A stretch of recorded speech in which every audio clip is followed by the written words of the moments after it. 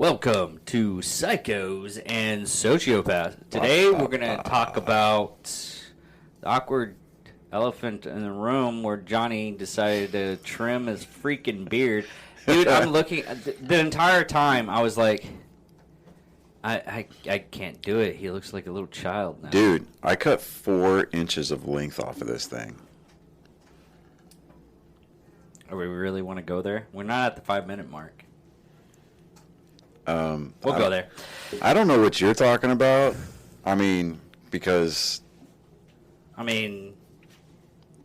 quite literally and figuratively, I'm past 4 inches hanging, so beard and otherwise. I'm just saying, putting it out there, guy. Okay. Okay, so we're not going to talk about Johnny's beard for the rest of the thing. We're going to talk. No, okay, so let's address it real quick. Okay, so, yeah. If you're watching on YouTube, I did cut my beard. I didn't cut it all the way off. I have not been without a beard. Now I can't hear myself. I haven't been without a beard since 2013. And unless... There we go. All right. Yeah, unless the job requires me to shave, I'm just not going to do it. But just working out in this heat, it's murder. I literally wrang my beard out, sweat dripping from my beard. And I totally believe you on that one. I'm sitting there going, what in the world? So I got to do a new. Well, and we also got new mics, so I haven't been really doing a sound check because I kept the. Well, I can hear you just fine. So yeah, but yours is coming off really good. Well, that's just because I have that that rich radio voice. Why? When we put up the. When we put up the flag for the soundproofing, it'll be fine. Well, not even that. We need to do a sound check because when we did the con. Yeah. I don't know where all the lines are. Oh. Groovy. So, all right, so we just need to recalibrate for the studio. Yeah. Gotcha. It's one of the curses but benefits of doing everything that we do. But it's one of the curses, and I set everything up, and I was like... I got to thinking, too, if you can go back on, onto YouTube or whatever to edit the description on that video for the Comic-Con, just put in the description, we do not own the rights to the music. No, even better. This is how I fixed that problem. Okay. If you have something like that, mm-hmm. they'll mute the song. Okay. Cool. So it's already, if we want it, I think I did it. It's pretty interesting. Okay. The new stuff they're putting out, because a lot of people are getting it'll be music in another room, and the stuff picks it up and everything like that. Yeah. We're that episode is monetized now because I fixed the problem. Okay, cool. Yeah, because I had an Instagram post that got taken down a couple of weeks ago, and it was from 4 years ago. My youngest son Reagan was in the back seat of my old car, my 4Runner that I had, and there's a song by Ed Sheeran called Castle on the Hill, right? Okay. And he was jamming out and singing along with it. So I recorded him singing the chorus. Yeah. And at the time he was 7. And so I get a notice from Instagram stating that it violated copyright laws, right? And the Warner Brothers Music was disputing it and asked for the video to be pulled down. I'm sitting there thinking to myself, how crappy do the times have to be for that label? For they have to sit there and go through every social media post and say, "Oh, well, that's our song. He can't use it." So it's Warner Brothers themselves. Yeah, I know. I'm just saying. No, it's just Warner Brothers. Warner Brothers are having a big problem because of they're not making that much money. Well, yeah. So they gave me the chance to appeal. So I was like, all right, look, he was 7 at the time, singing the chorus to one of your songs by one of your artists because he enjoys it. And I was thinking to myself, y'all just need to get over it. And kind of a thing. I said, I'm not taking the video down, and I don't see any reason why it needed to be pulled in the first place. And so after a couple of days, I'd already kind of forgotten about it. And then I get a notification on my Instagram that I had won my appeal and that my video had been reposted.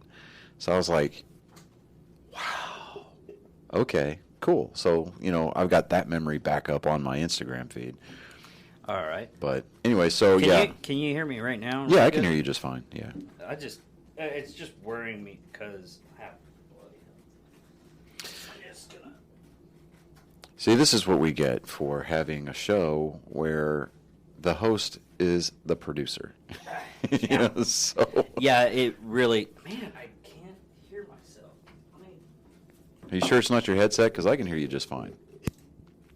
No, I'm looking at the. See, I think we should totally leave this in because. Oh, we're gonna leave it in. Yeah, leaving it in. I don't like. I've been watching so many. There we go. Yeah. See. I think this one. I just forgot to do a sound check, and I didn't do the volume all too well. Oh, okay. So. All right. So. Yeah, we'll leave it in because I've already seen like other podcasts and everything like that, and they're like, you just see all the stuff happening, and I'm like, okay, so it's not just us. Yeah, it's not just us. So, as far as that retrospect is concerned, we're up there with the big dogs. So yeah. Yeah, which is really sad. We're gonna just hang the hat on that. So yeah. Yeah. But yeah. So now John Wayne Gacy is who we're going to profile today. But he had he had issues. This was another one that I think could have been stopped if his parents weren't a douchebag. But it's one of those things you don't know until it actually happens. Well, yeah. Because his father was a World War I. Yeah. He was a douchebag. Literally knocked his John Wayne Gacy's mom's tooth out right in front of the kid because, that's what they used to do back then. And we're not advocating violence against anybody. And another thing, his dad... those old school guys, man, I'm just telling you. Well, you also got to look at... not the times, just all around fuck ups. Yeah. Really. Yeah, so now we're past the 5-minute mark. We're good there. But yeah, no, he was born on March 17th of 1942. He died May 10th of 94. But he was a sex offender known as the Killer Clown. He assaulted and murdered at least 33 young men and boys. So he had a particular taste. Well, that was another thing that, wow, that really is coming in good now. But his problem, honestly, was the fact is his dad, basically throughout his entire life, if John Wayne Gacy probably could have just been himself to the point to where he was homosexual. Yeah. If he would have been able to actually, hey, you're a homosexual and be accepted, that's where we wouldn't have these 30. We might have. Now, be careful when you go down that road. If you're going to have that take, be very careful because that could get sideways real quick. If somebody hears that, they're going to be like, oh, well, so you're trying to say that if any gay person's not accepted, they have the propensity to become a serial killer. No, that's not what we're saying. No, what I was saying is, and here's the thing. John Wayne Gacy's dad, whenever he did anything horrible or anything, call it a sissy boy. He was always a sissy boy. And I'm not saying that, if you're still in the closet, so to speak. Yeah. And you don't accept who you are. Well, just like anybody else that we've profiled, and I'm not trying to cut you off, but like anybody else that we've profiled on this show, they have they have the choice. Yeah. So, could it have been a contributing factor? Absolutely, it could have. However, once he became old enough, he graduated high school, moved out of the house, and started living his own life, he could have at the very least, A, gotten help for it, B, he could have taken steps to not do the things that he did. He chose consciously to make these decisions that he was making that we're about to go over. And, so and I'm not saying that you were saying this, but to lay that all on the fact that his dad basically mentally and emotionally and physically abused him his entire life. Yeah, he had a trifecta. Yeah, so, I mean, I'm willing to bet that there were other contributing factors as well. I mean, environmental factors, exposure to certain cultures, things of that nature. And I'm not saying cultures as far as like ethnicity. I'm saying as far as like, like we've got our nerd culture, we've got our sports culture, we've got, agricultural culture kind of thing. Killer culture, horror. Yeah. So is this? But he. That was another thing. I just wanted to. Go ahead. Sorry. I wanted to get across. Is this kind of just the horror genre of our little channel? Because this is the only thing we actually do. We do murderers and killers and serial killers. But we really don't talk all too much on horror on the What the Hell. No, we really don't. I mean, not unless we specifically go out of our way to go watch a horror movie and then do a review on it. But past that, no. Yeah. So this is more or less the horror and horror and killer genre or thriller, whatever. Yeah. But suspense, thrillers. Yeah. Yeah, it just popped in my head for some reason. But he had two different personas. He had Pogo the Clown and Patches the Clown, and he would go to children's hospitals and stuff like that. I thought you were going to actually talk about his actual other portrayal of Jack. Oh, well, we'll get into that. But he was also a precinct captain for his local Democrat Party precinct. So, the fact that he was a Democrat. So, yeah. These people, for the most part, run around without morals anyway. So, yeah, I went there. Okay, I shot my shot. Come at me, bro. I dare you. Come at me in the comments. Oh, you're closed-minded and you're bigoted. You know what? I mean... I have a very simple two-word reply. Fuck you. No, I've got the freedom of speech. It's our show. I can say whatever the hell I want to say, and you have the ability to either A, ignore it, B, get past it and deal with it like a normal human being, or you could come at me like a keyboard warrior with the relative confidence that you're not going to get punched in the mouth for it. But it's like, okay, and the only reason I bring this up is because you know how the left always tries to spin it. Anytime there's like a mass shooting or anything like that, they always try to pin it. It's like, oh, they were an alt-right person. Well, no, fuck that. This dude, straight up liberal Democrat, and he screwed little boys and murdered them in his house and buried them under the floorboards. I said it. I went there. Come at me. I dare you. Anyways, now we're progressing. We're moving on. Like I just had to get that out of my system. I was honestly thinking the same thing, but to the point to where, I mean, you could go after the Republican side because of the whole Capitol Hill fiasco. No, that was orchestrated by the left. Yeah, we had Republicans, we had libertarians, we had patriots who were at the demonstration, but that thing stunk of left-wing conspiracy. It really did, because, I mean, come on, really? I am not a conspiracy. A lot of the people that were photographed inside the Capitol building, sitting in chairs that would normally be occupied by representatives of Congress, not to mention Speaker Pelosi's chair. Oh my God! They were known A, BLM operatives, B, known left-wing crisis actors.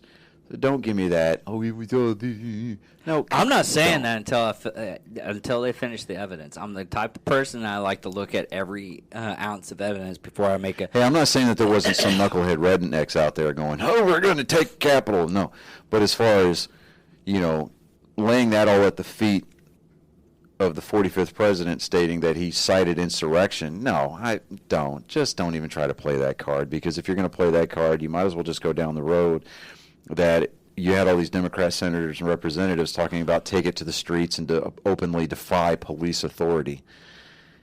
I mean, come on. If you want to talk about insurrection, let's talk about that. But we're not making this a political show. Today I was talking about our show to some people that I work with, and I had specifically told them that we have gone. Usually we pride ourselves on the fact that we've gone out of our way to stay non-political, and we just went there. So yeah, you broke that mold, didn't you?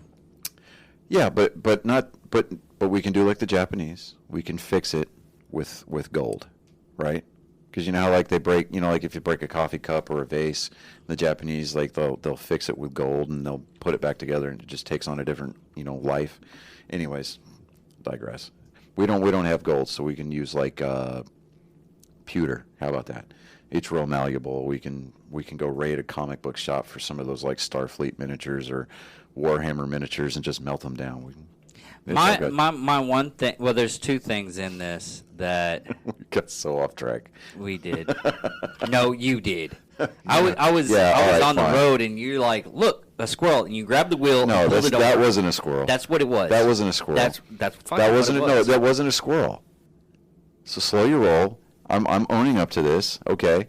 What is that? Butterfly? No. It was a 12-point buck sitting there in the middle of a pasture on the side of the road. I pulled off of the road so I couldn't get fined for. Yeah, but I was driving the shit show, and you grabbed the wheel. This is basically what happened. I was like, yeah, and John Gacy, and then you was like, Democrats. Okay, fine. So I jumped out of the truck, tucked and rolled. I was out of the vehicle. I was away from the side of the road. I safely shot and bagged a 12-point buck. Okay? I tagged it. I made sure it filled out correctly. I drug it back to the truck. I threw it in the bed. You looked at me like I was crazy. I cleared the chamber on my rifle, put it back in its case, and said, okay, we can go now. I actually want to see this. I would pay good money to see this. Okay, talking about the... God damn it, John. All right. So no, okay. The one thing about this is, you know how I keep on saying that, I'm so scared of, I'm so scared of actually giving someone some advice and everything, and then they become like a new Hitler or some shit like that. Right. Could you imagine Jimmy Carter's wife? Because the first lady got a picture with him. Could you? I can't even imagine that. Well, you knew she was safe because she was female. Not, and she had Secret Service around. Well, it her. doesn't matter. She was. Anyways, I was going for something else. And she did have a badge, so she was perfectly safe too. Yeah. Yeah. Yeah. Okay.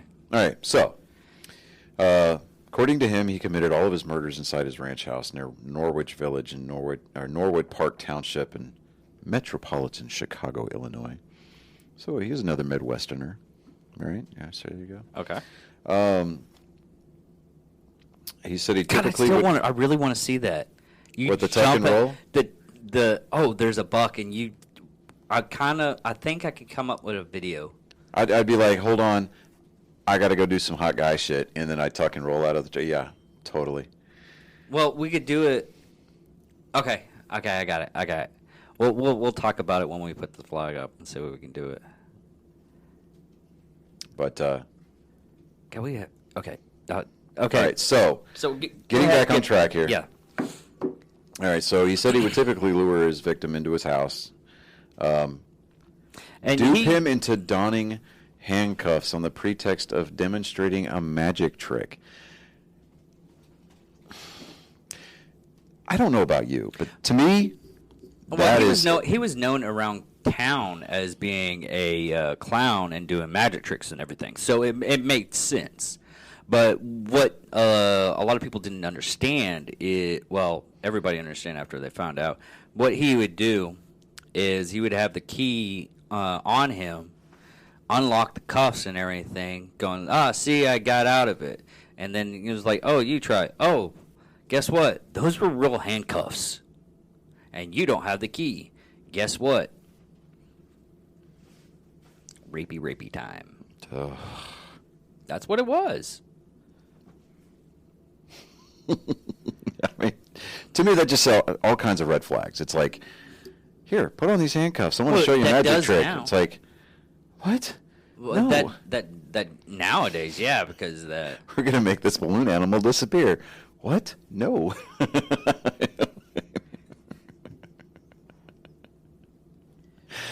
This is wow. This show has gone completely down the toilet. What's really sad is the comedy ones are actually the really good ones. But okay, just like, oh, okay. So,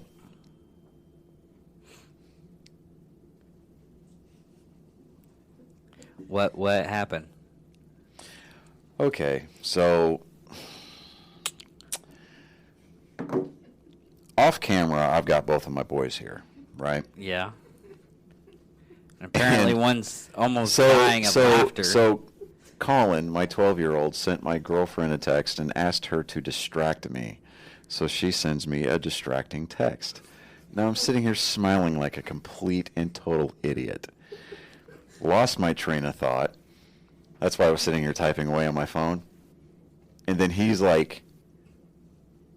goes, I asked her to send it. I'm like, you suck. Oh, my God. Douchebag. I follow her TikTok. She did that before. And yes, yeah, he's aware. Yeah, she that day that she was sitting back there. Oh, okay. Yeah, she sends me a text. Oh, while we're filming? While we're filming. And if you can, I forget what episodes it's on. I know which one it is. But I just kind of just completely, yeah. Okay. Okay, so wow. Another thing that John Wayne Gacy was he was a KFC manager. Actually, he owned a couple of stores with his father-in-law off of his first wife, and he was making he would receive $15,000 per year, equivalent to $123,900 in 2021, plus the shares of the restaurant's profit. So he actually had plenty of money. And then he assaulted a Donald Voorhees, not Jason Voorhees, but Donald Voorhees. He sexually assaulted his 14-year-old Donald Voorhees, and what the hell is going on over there? I was on a roll, and then what's happening? Nothing. Just continue, please. And God damn it, what is it? Nothing. No, just don't. It's fine. I'm here. I'm actively participating in the conversation. Basically got him to watch some stag films, a little bit of alcohol, and then Gacy raped this 14-year-old kid. Say it was for scientific research and paid him up to $50 each. And this is several teenagers, and finally Voorhees went to the cops about it with his dad, and Gacy was charged with sodomy charges, and he only got like 3 months in prison because he back then he was convicted like of sodomy in '68 and was sentenced to 10 years, but served 18 months. He murdered his first victim in '72 and had murdered twice more by the end of '75. And then he murdered 30 more victims after his divorce from his second wife in '76. What's really sad about this, though, is one of the cops didn't, for like 73 to what was it, 77 when he was actually charged? Yeah. Yeah, 73. Well, no, 78. He was arrested in '78. Yeah. But 73, they kept on hearing, like, it's like that whole thing was like for the next 5 years. Mm-hmm. They're trying. I don't know if they were trying to build a case or what, but they were failing miserably. Yeah. And this is one of those instances where they kept on going at. Kids kept on coming up and saying this, and it was finally like the last year, the cops finally went in and went to his house, and they said they smelt death. And one of the cops found like a hair strand.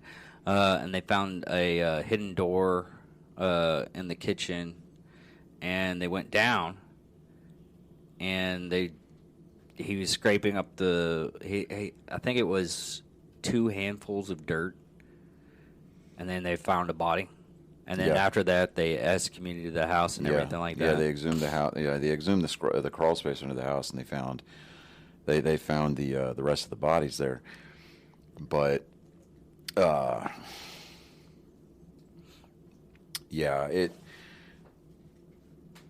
He needed to be put down, and he was ultimately put to death by lethal injection on May 10th of 94. Yeah. But, and they said he spent much of his life painting, and I'm just like sitting there going, Oh, no, I found out about those paintings. Yeah, well, yeah. A bunch of rich people bought them. Of course they did. And all the victims. Mm-hmm. They gave them to the victims so they don't burn them to get some kind of because they only have like only 28 of the victims have been identified. The other 6 haven't. But no, these people bought all of John Wayne Gacy. There is no John Wayne Gacy paintings anymore. Yeah, they bought them all, and the victims' families burnt the paintings. Whew. And because of him, they have like clownophobia. Because see, it takes guys like him just to screw it all up. Well, they also had a union, clown union in Chicago. Yeah. Because Chicago, they had a lot of they have a lot of the clowns around there. Yeah. Like, that's where Bozo the Clown was originated. And a bunch of other clowns. One clown was an alcoholic, and they had to cancel the show. But what had happened it's just one of those weird reference to where they had to kick him out of the union. They were worried about what was going to do for the clowns and everything, and a lot of people stopped getting clowns for parties because of John Wayne Gacy. So basically, he destroyed in that area people's jobs. Yeah. To where they were making, you could have made. I mean, you go to a kids' party for what, 2 hours? You make a couple of bucks, you know. Yeah. Then, I mean, there's a lot of people that was their source of income, and they had to stop because this asshole decided to rape and murder teenage kids, teenage boys. Yeah. All because he wasn't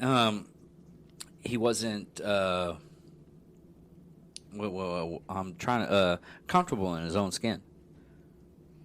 And his family destroyed him, and he had a horrible family life and everything like that.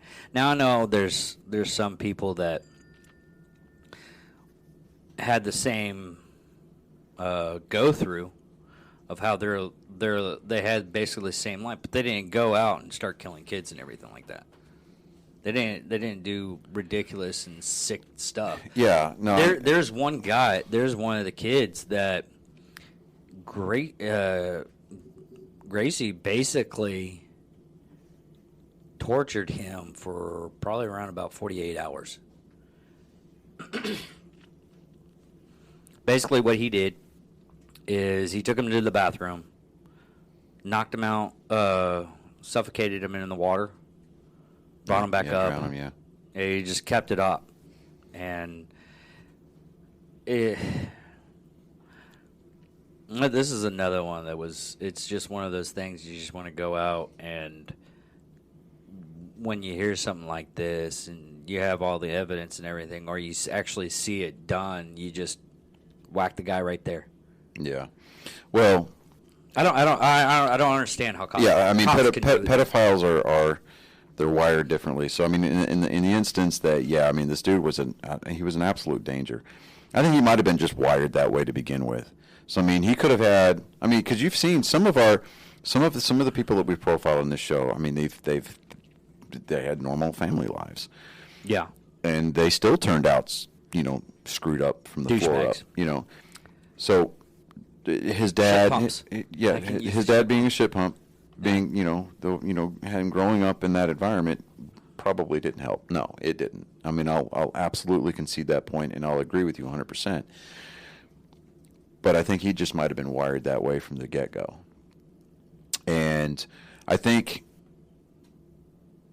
because of his preferred orientation, and the fact that he didn't feel like he had any control in his life, huge contributors to it. Because we don't see a whole lot of him. I mean, he was divorced twice, but we don't see a lot of him, of examples of him just controlling individuals. I mean, he would just, being that stereotypical narcissist, right? No, he was a narcissist. He actually had the controls. No. I'm saying narcissist as far as he would control them, but none of his victims fought back. None of them tried to out him or anything like that. And then he goes on this public rampage to make them look like the aggressor. No, that was the thing. One of the kids actually did do that. He went to the cops, and the cops didn't believe him. Well, that's the cops. That's not Gacy doing it. The cops did it. No, and Gracie said, "I told you they wouldn't believe you." Well, that's just him gaslighting. No, I'm talking about publicly him going out and just just eviscerating that kid's credibility. Okay. Yeah, he never did that. Yeah, but as far as I mean, yeah, he would tear his victims down and be like, "Look, I told you they wouldn't believe you." This is all in your head, kind of a thing. I mean, that's just him gaslighting the kid. To regain that dominance over him. Oh, okay, I see what you're going with now. Yeah.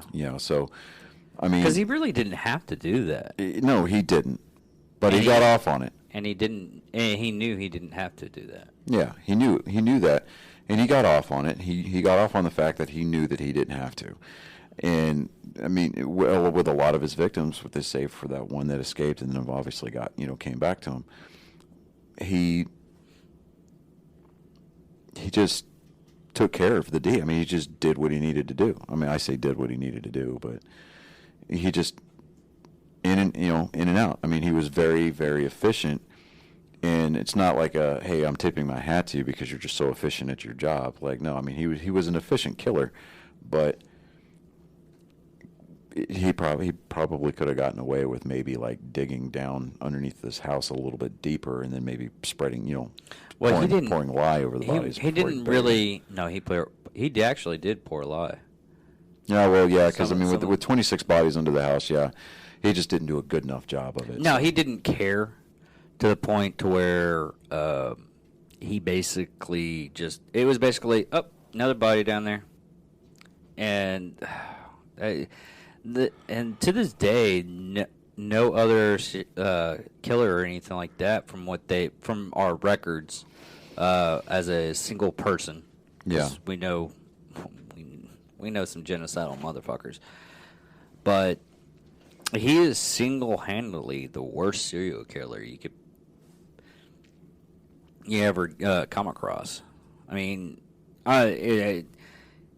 you don't want to get the murder award, but he's got the murder award. Yeah. But that's pretty much it. I mean, yeah, that's pretty much it on this one. Because of all the sick and twisted people like that, I mean, I think him with the dating game killer. Yeah. Those are the two ones that I can't believe they didn't snuff them out as fast as possible.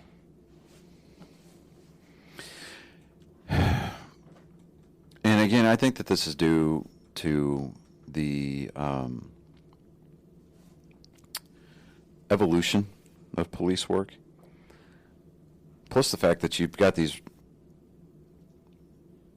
lazy, overweight, blue, just miserable cops. Because, I mean, you're talking about the Chicago area. And anybody who talks about Chicago knows that that place is just absolutely corrupt. Yeah, from back in the 1920s. Well, actually, 1919. Well, still. Yeah. It's still a corrupt place to be. No, that's where it started. Yeah. I mean, it started really heavily with Al Capone. Right. And all the, during that time frame. And it escalated way too much. Yeah. Nobody was willing to actually step up. And unfortunately, it bled over into the police department. Now, again, we're not disparaging law enforcement at all. Every profession is going to have its bad apples. Chicago just happens to have more than its fair share. I don't think it's the cops. I think it's just the area and the management. Okay, so let's just chalk it up to the leadership. Okay. Yeah. So with everything that said, okay, the police work in Chicago has, as far as I think they're just really overwhelmed. They are overwhelmed, but to the point where you get a lot of these detectives. Yeah, I mean they get shell shocked. I mean you also have most of the South Side. I mean that's technically, if you want to actually say something, the South Side is technically a war zone. Yeah, it is, and so it's.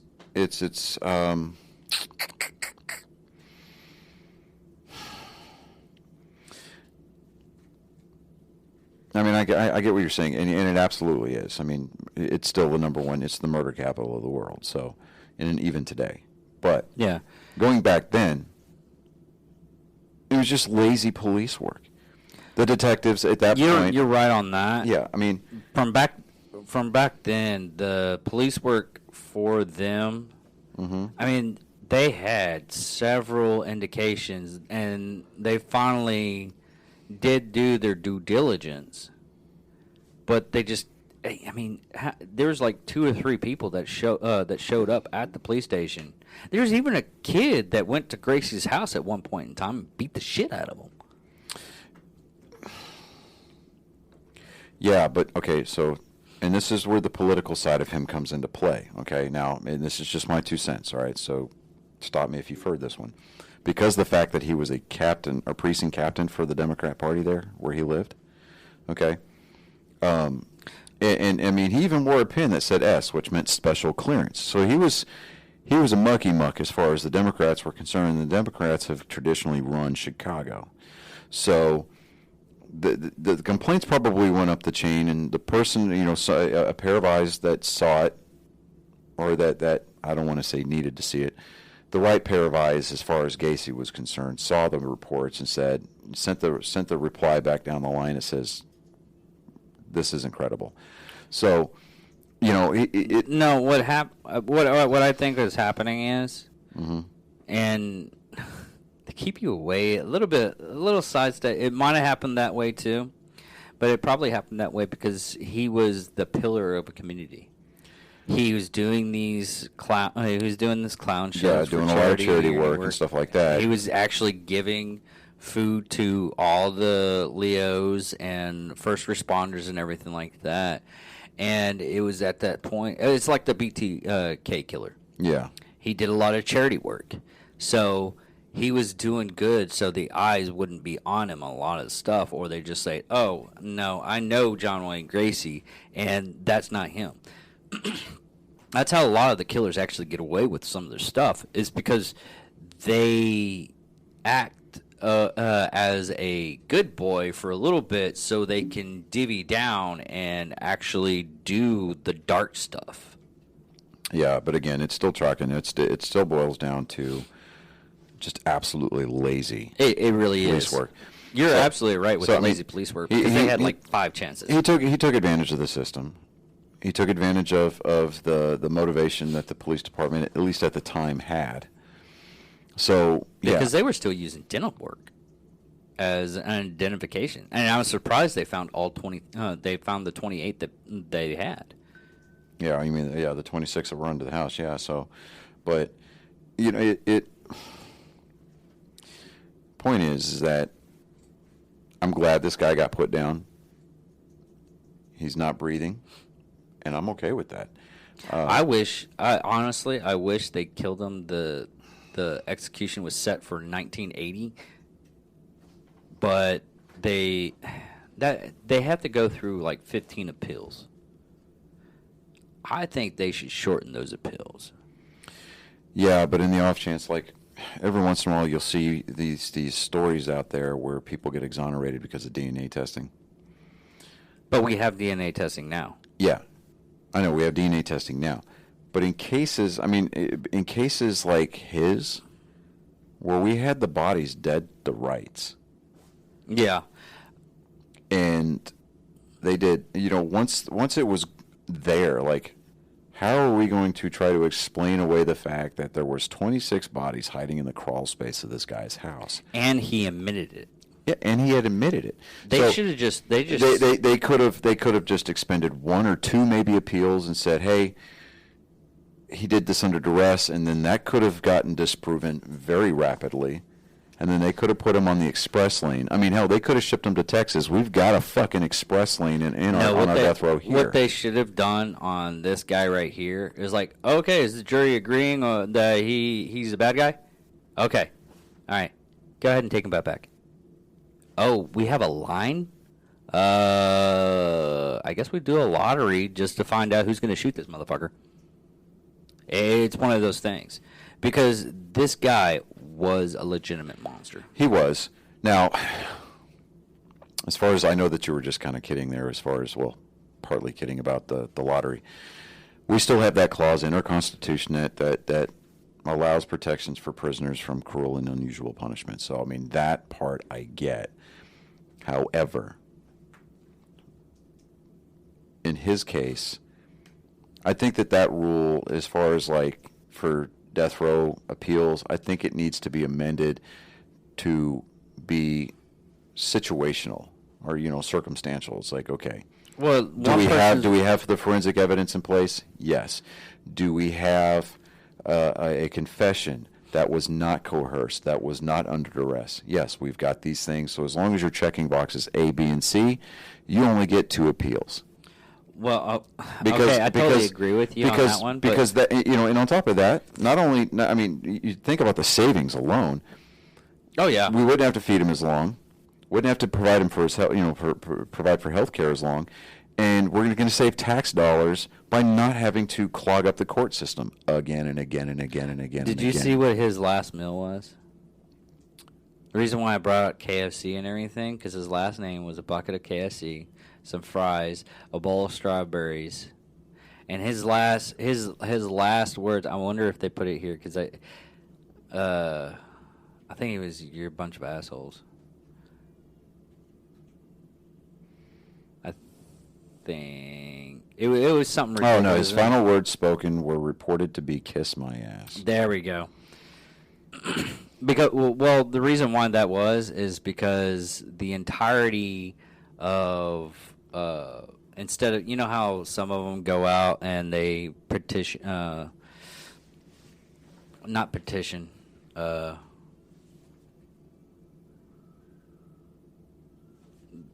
they gather around and they had signs that says, "Today we won't cry for the clown." Yeah, no tears for the clown. Yeah, no tears for the clown. Of course, you had your anti-death, death penalty protesters. They observed a silent candlelight vigil. It's like whatever. It's fine. Okay, you don't want us to put these people to death? You come in and take care of them at your expense. Fine, we'll take care of that right now. But after he was confirmed dead at 12:58 on May 10th, his brain was removed, and it is in the possession of Helen Morrison, a witness for the defense at Gacy's trial, who has interviewed Gacy. And other serial killers in an attempt to isolate common personality traits of violent sociopaths. His body was cremated. So, yeah. But I mean, Helen Morrison, she's a forensic psychiatrist. She's really, really well educated. She went to Temple. She went to the Medical College of Pennsylvania. She went to the Chicago Psychoanalytic Institute.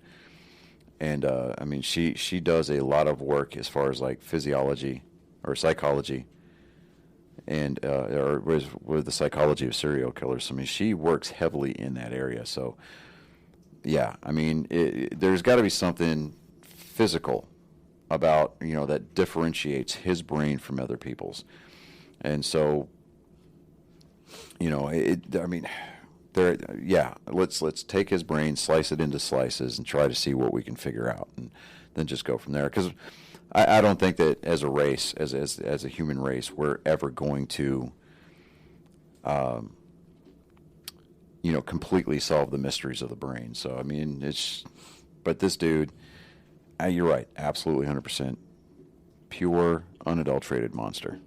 Yeah, and on a positive note, and this might sound strange as being positive, because of John Wayne Gacy, they actually invented the Amber Alert.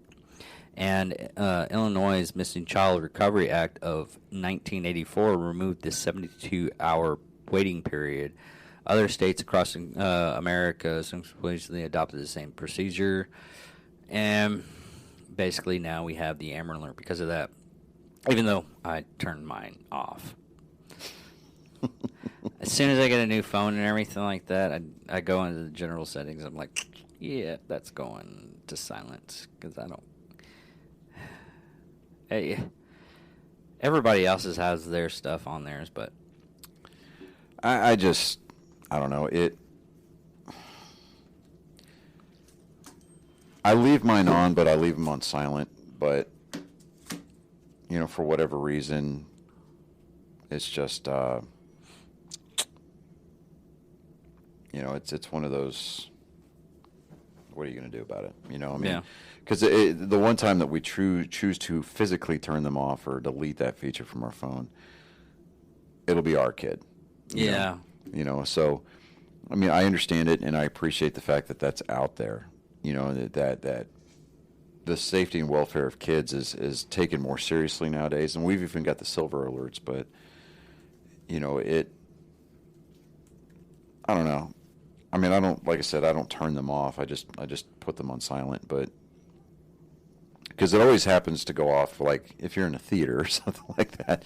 But then, then again, you're not the only phone that it goes off on. So, but this guy, I mean, it may sound cold, may sound callous, but I don't really care. He needed to be put down, and I'm glad that he did get put down. I just wish it had been sooner, instead of being a drain on society for 20 years. Yep. Well, that's the final part of this episode, and we'll check y'all later. I'm David Dickerman. I'm Johnny Skelton. And this is Psychos and Sociopaths. Good night, folks.